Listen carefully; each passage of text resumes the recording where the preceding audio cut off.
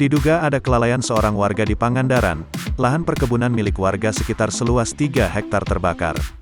Diketahui, kejadian kebakaran tersebut terjadi di perkebunan di RW 2 Dusun, Desa Karangmulya, Kecamatan Padaherang, Kabupaten Pangandaran pada Rabu, tanggal 28 Juli tahun 2021, sekitar pukul 19 waktu Indonesia Barat. Saat berlangsungnya kebakaran, tampak puluhan pemuda dan warga setempat dengan alat seadanya berupaya memadamkan kobaran api. Ketua RW 2 Dusun Karangmulya, Suyatman menyampaikan, sembari menunggu tim pemadam kebakaran, damkar. Ia bersama warga setempat mencoba memadamkan api. Alhamdulillah berkat warga termasuk pemuda setempat, kobaran api yang terjadi sekitar 7 malam sudah padam, ujar Suyatman saat ditemui tribunjabar.id seusai memadamkan kobaran api, Rabu, tanggal 28 Juli tahun 2021, malam. Menurut ia, untuk kerugian saat ini belum diketahui karena puluhan pohon jati di lahan tersebut ada yang ikut terbakar. Karena yang terbakar itu, lahan perkebunan jati milik warga yang luasnya hampir 3 hektar lebih, kata Suyatman.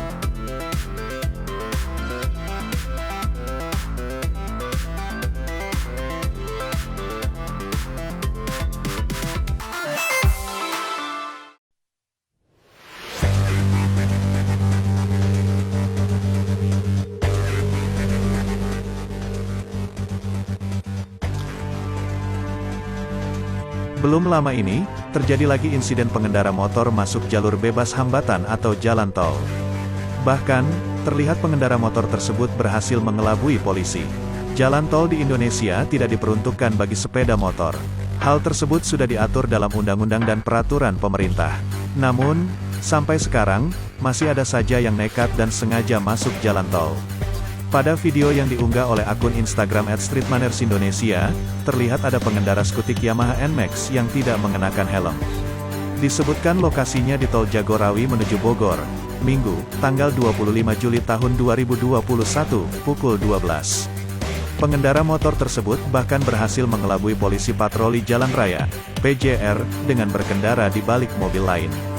Dalam video singkat tersebut juga terlihat pengendara NMAX tersebut memacu motornya dalam kecepatan tinggi.